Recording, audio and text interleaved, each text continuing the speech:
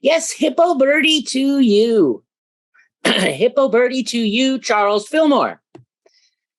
I am kind of known for that's the core message for me is the one thing I want you to remember from a talk, and I very often use those as titles. So on purpose, I called it Hippo Birdie to you, Charles Fillmore, for a couple of reasons. One, if you say it really fast, let me back up. If you're familiar with the cartoonist Gary Larson and the cartoon The Far Side, he and if you're not, Dr. Google it, he's absolutely hysterical. He draws cartoons of animals, but they're mimicking people. And it's a wonderful way to poke fun at us. Because frankly, humans are silly and scary and bizarre and intriguing and confounding. We're like a giant enigma rolled up into a conundrum, kind of thing. So he pokes fun at humans and how we be, and I think that's important to do. So I used that term, Hippo Birdie, to use because if you say it fast enough, and it comes from Gary Larson, what I'm really saying is happy birthday. Happy birthday, Charles Fillmore. Hippo Birdie to you, Charles Fillmore. His birthday is August 22nd. Myrtle Fillmore's birthday is August 6th. So each year, if I speak during August, I like to talk about either one of them. So today is Charles Fillmore's turn. Last year, I think it was Myrtle's turn. And the Hippo Birdie to you is also to remind us that, when we hear something that we can often go, wait, what? Did you just say hippo? Did I hear you in there? Like EWE, sheep? Well, like what? But when we hear something or we're told something, that to really take on, wait, what? What did I hear? Mm-hmm. And that not everything is as it seems. Not everything we hear is really to just take on and go, oh, okay, which is how Charles Fillmore, co-founder of Unity, kind of how he operated. It wasn't he was, he researched whatever he could. He and Myrtle came from hugely different backgrounds, very, very different backgrounds, and both valued the intellect, both of them, Myrtle more so than Charles, actually. And they valued like doing your own research, like taking on what you're learning and really metabolizing it. And what does it mean for me? And how does this show up in my life? Not just here's what you need to believe and go on your merry way. So the Hippo Birdie to you is a way for you to remember that when you hear something, to just kind of go, I wonder what that means, and to take it on and to question everything. I think that's one of the gifts that we have been given, not just but by both of the co-founders, Myrtle and Charles, is our capacity to research, right? Our capacity to take something on, to turn on the critical thinking and ask a lot of questions about it. We should be questioning our questions. And sometimes why ruin a good question with an answer? So today, for me, to honor Charles Fillmore, co-founder, and to do honor, and for me to pay an enormous amount of respect, keeping in mind he didn't always get it right, to bring him down out of the clouds and off the pedestal a little bit and put him into my world, because like you and I, he was a spiritual seeker that was working his stuff out, right? He was working his stuff out in his talks. He actually didn't write much. Most of the books that we read are written by others that just transcribed his talks. And yet there's a whole lot there. The fact that, he has 3 definitions for divine order tells me that he's working his stuff out, tells me that he doesn't land somewhere forever and concretize it, right? And credalize it and just, this is it.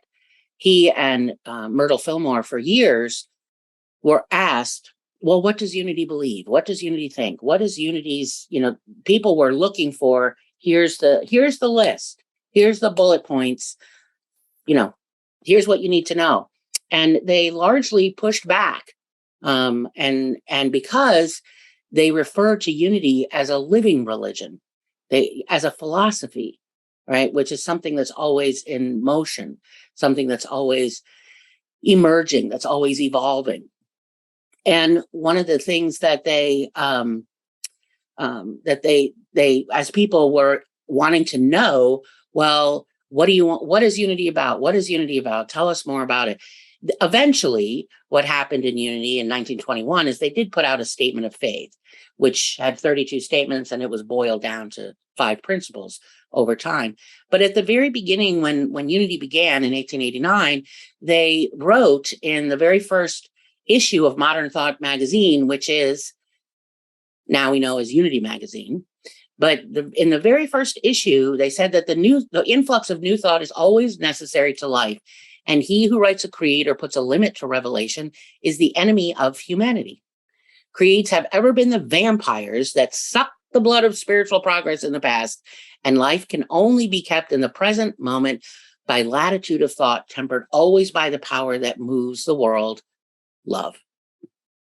So I want to go back to the beginning of that and just say a little bit about, again, think Hippo, Birdie, 2 U's, right?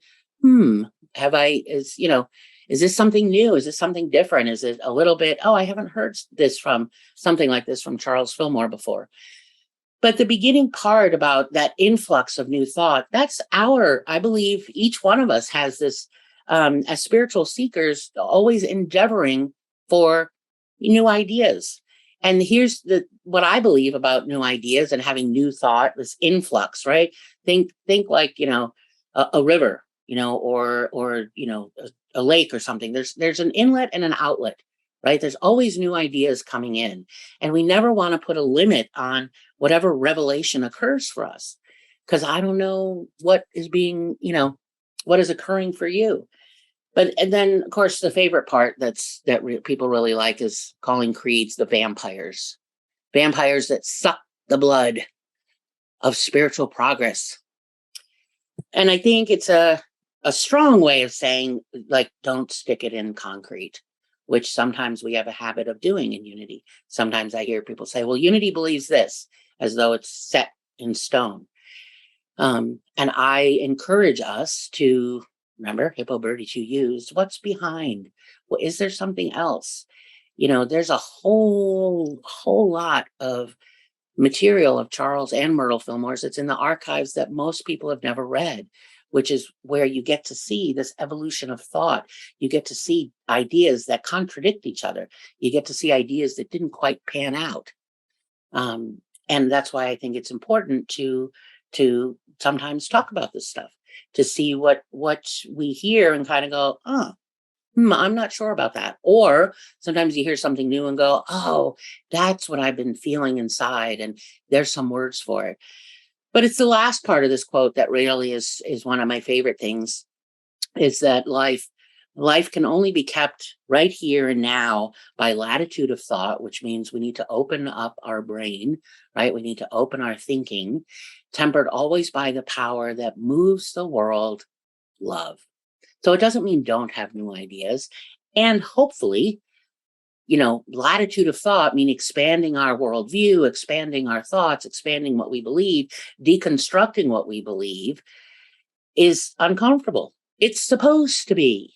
That's the very nature of the spiritual journey, that there's some discomfort, right? It's called chemicalization in Unity, is the technical term. When new ideas bump up against our current consciousness, we kind of bump up. It's called chemicalization, right? So a new thought comes in, and it kind of triggers or messes with what we've already had in place. And I don't know about you, but I've had the experience sometimes where I think I'm so done self-reflecting. I don't want to self-reflect anymore. Just tell me what to think, tell me what to believe, and I'm good to go on my way.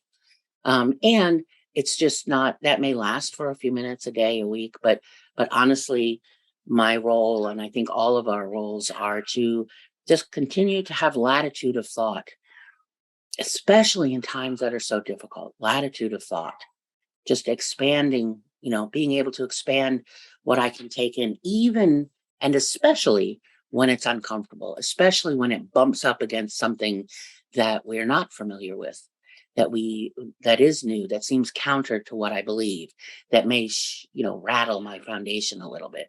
And just remember the Hippo, Birdie, 2 U. Just wait, what was that? Say that again, and allow it to come in and allow it to stretch us. When I mentioned the the Modern Thought magazine, and that input, and I had said that the statement of faith, Unity Statement of Faith, came out in 1921. Later, that evolved into what we call the 5 principles. I call them one principle, 4 practices, and the one principle is that there's one presence and one power. That's it. An interesting thing that to take on about that, and lots of people have their understanding and belief and practice of what that means for them. And I want to add another piece. I want to add another one of those Hippo Birdie to you. Charles Fillmore says at a healing back in what was it, 1918, back at a healing service, he says there's one power. There's but one power, and we use it as we will. So we are using power, right? We are using principle. We are using God. That's what he's saying. Those are all synonyms for God: divine mind, divine idea, God, principle, one power, one presence, that all mean the same thing. And he says we will use it as we will. Here's the important part. If we send it out by our thoughts and words in hate, it destroys. But if we send it out in love, it builds. There are not 2 powers, but 2 ways of using that power. So let me say that again for you. There's one power. We use it as we will. If we send it out by our thought and word in hate, it destroys. But if we send it out in love, it builds. There are not 2 powers. There are 2 ways of using one power.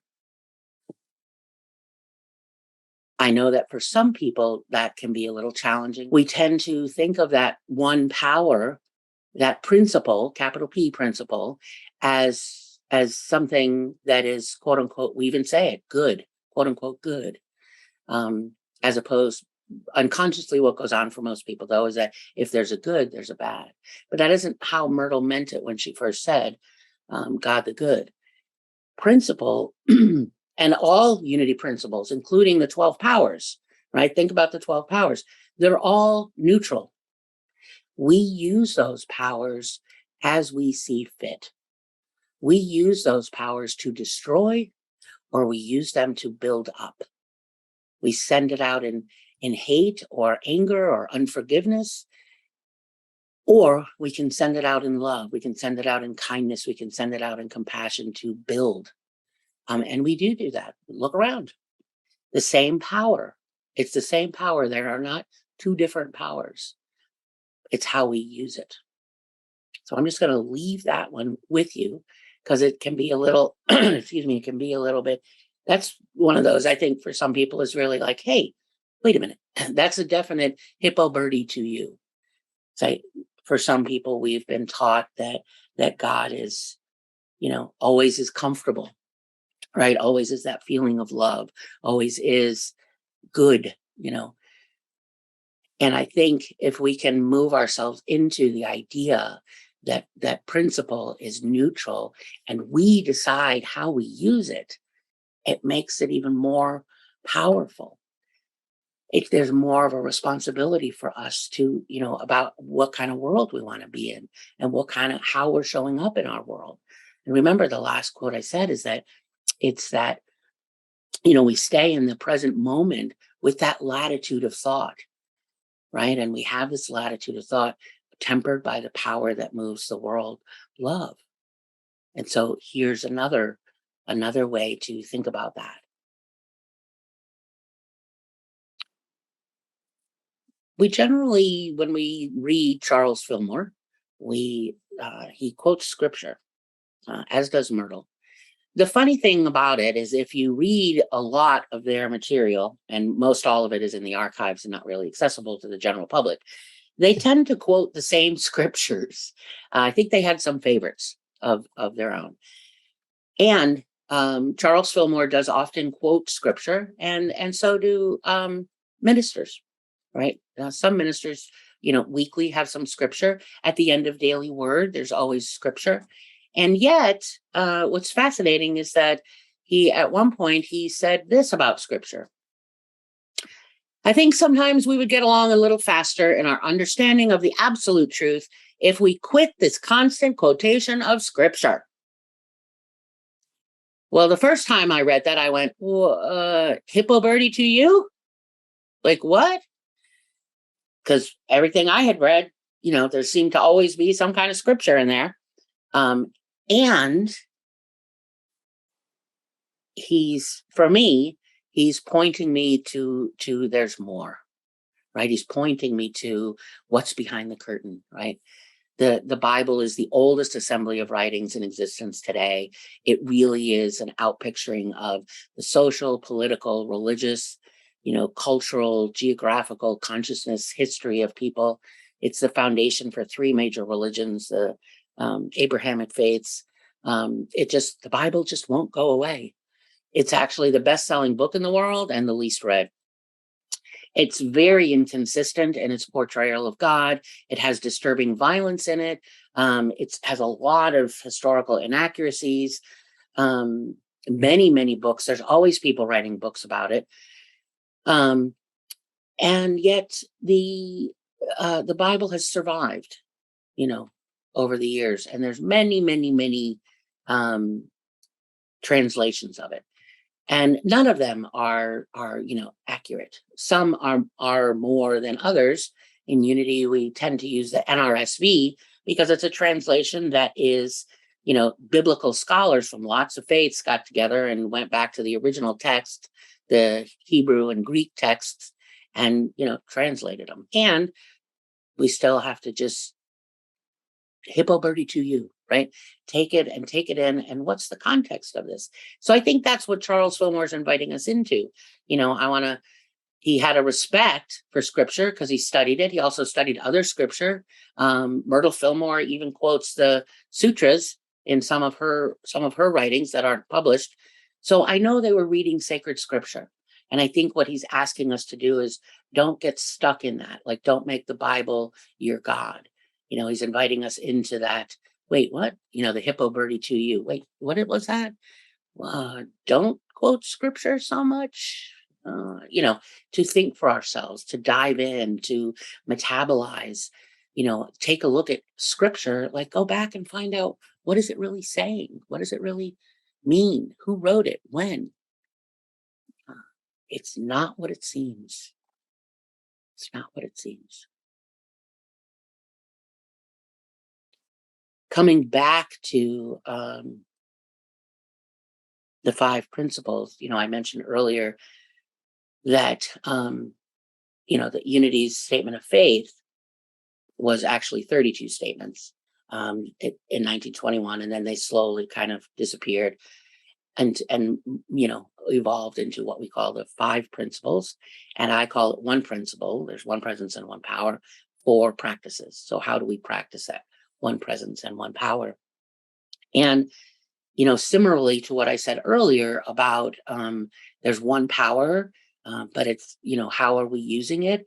The other thing that I want to keep in mind around that Charles Fillmore also said was that we use principle. We use God. God does not use us. We use principle. We use principle. It's sort of a corollary to that earlier one. But he says it very clearly, and he says it in the definition of God in the revealing word, that so if you think about how often you hear yourself in prayer or somebody else's prayer or in conversation, where we're kind of relinquishing our responsibility or relinquishing our power to, it's all in divine order, or something like, well, I'll have to pray to God, about that. I'll have to talk to God, flip it. Hippo Birdie to you, flip it. You use principle, not the other way around. God's using me for this and this and this. No, you're using God. That's our second, what's referred to as our second principle, but that's our practice, right? Is to use that principle and use it, as that earlier quote, to build, right? Use it to build the world that you want. Doesn't mean it's easy, doesn't mean it's comfortable. This is the sidebar to Hippo Birdie to you, which is why it's kind of one of those, wait, what? Because it's not comfortable. It's challenging you. That's the whole point of our spiritual journey, is to be challenged, not to just be given, Here's a list of bullet items. Get back to me when you've memorized them. Because I don't believe, right, that's where our journey lies. It lies in questioning and questioning some more, trying things on. Maybe we try them on a little bit, maybe we try it on a lot and wear it and take a deep dive. But, always that movement, right? That latitude of thought tempered with love. So the last piece I want to leave you with is, again, these are just some of my favorites that really have supported me in understanding our co-founder, Charles Fillmore, much more, and bringing him down out of the clouds. And really, he's an equal for us, right? He and Myrtle were working out their stuff, just got laid down on paper and gave a lot of talks and wrote a lot of letters. They were probably more engaged with the material than maybe I am. I don't know, really taking on the principles, really practicing, but they were people just like you and me and working their stuff out. And when you read the decades of things written and said, you can see their evolution. And that's what I want to see. I want to see us evolve. I don't want to see us water anything down. I want to see us take the teachings and evolve them for today's world, not just spout, well, Charles Fillmore said this or Myrtle Fillmore said that. So Hippo Birdie to you, Charles Fillmore. And the last little piece I want to leave you with is he says that God is individually formed in consciousness in each of us. God is individually formed in consciousness in each of us, which can sound a little opposite to the opening statement, there's one presence and one power, right? Wait, I thought there was just one. Now you're telling me that God is individually formed in the consciousness of each of us. Yes, that's exactly what I'm saying. Because when we say there's one presence and one power, what we're saying is that there's no spot. We've heard this phrase. I think we use it a lot in youth and family, but there's no spot that God is not, right? That principle is everywhere, always present, like nowhere and everywhere. And sometimes we can get a little distracted by language. Like the minute you try to explain something, it's gone, right? The minute we try to put language to something, we lose what we're trying to say. And that's the limitations of language. So what I want to impart by this, God is individually formed in the consciousness of each of us, is that each one of us there's no two consciousness alike, right? There's 4 functions to our consciousness. We have a thinking nature, feeling nature, sensing nature, which is the body sensing physical sensations, and our intuiting nature. And so everything that goes on in life that we filter from the outside, that emerges from inside, our own realization and our own imagination and our own internal learnings and awakenings, they're all formed in consciousness through our thinking, feeling, sensing, and intuiting natures. And so God is individually formed because those are all a little different for each one of us. Some of us have a thinking nature that is highly developed, but our feeling nature, not so much. So need a little work there. And any combination of the 4, they're always at work. And this is why, this is the ability that we have, every individual combines ideas of divine mind and makes each, there's an infinite number of combinations.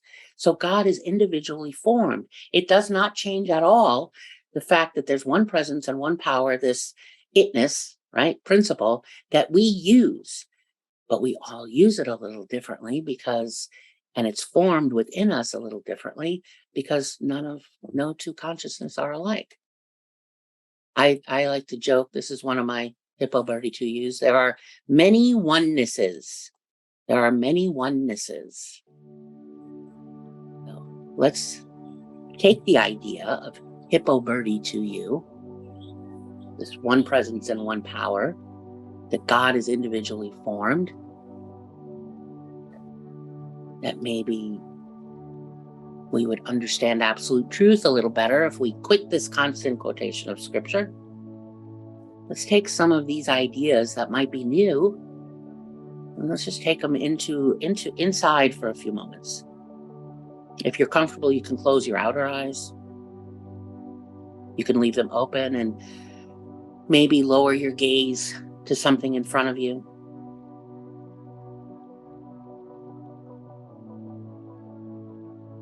But what I'm wanting us to do is just take a moment to reflect, right? I threw a whole bunch of stuff at you, starting with the opening line, Hippo, Birdie, 2 U's. So when you hear that in your mind, right? And if you're on mute, say it out loud, Hippo, Birdie, 2 U. And what I'm wanting you to do first is just find the smile in that. Find the smile in Hippo, Birdie, 2 U's. There is an element of lightness.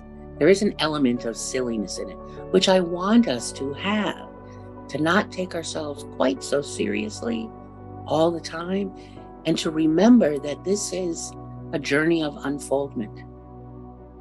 And without the joy, and without the silly, and without the smile, it gets hard. We have been gifted from our co-founders with the capacity to research, with the capacity to go within, to think critically, and to realize for ourselves absolute truth. To realize for ourselves God of our understanding.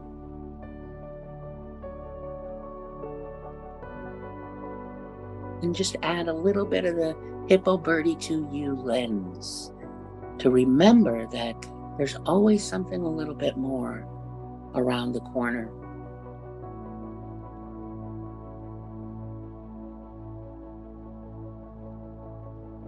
Take a deep breath in, exhale.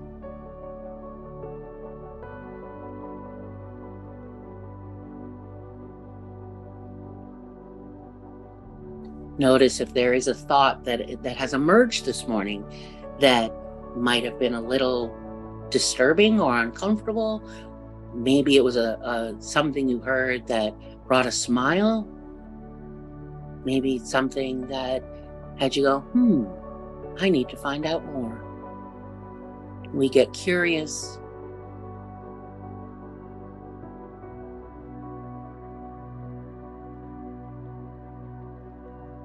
So when you think about what you heard, just find one thing that kind of emerges and comes to the forefront of your mind for whatever reason.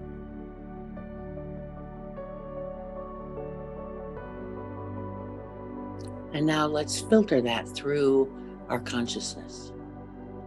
Meaning, what are your thoughts around it? What is the thinking nature?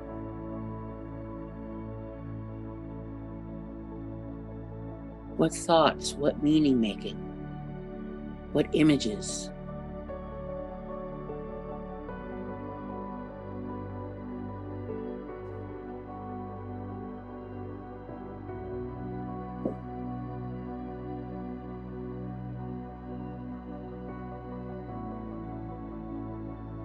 And then let's move to our feeling nature.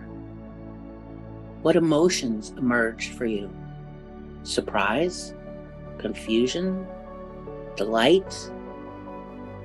Boredom? Curiosity? Gratitude?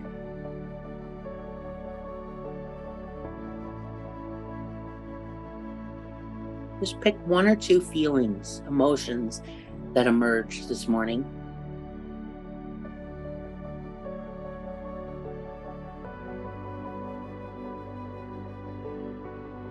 And now notice where, engage your sensing nature, meaning physically. Where in your body do you feel those two emotions? Or maybe just pick one. Is it in the belly? Is it in the heart space?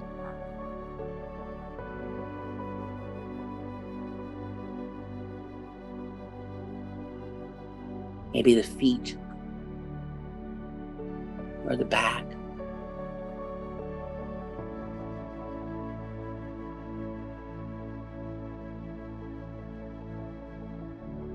And then finally, we engage our intuiting nature. We allow our faculty of wisdom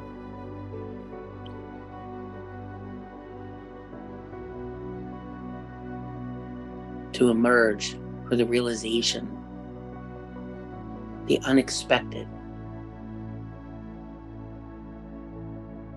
And this is something you can sit with over and over when something new is presented into your day.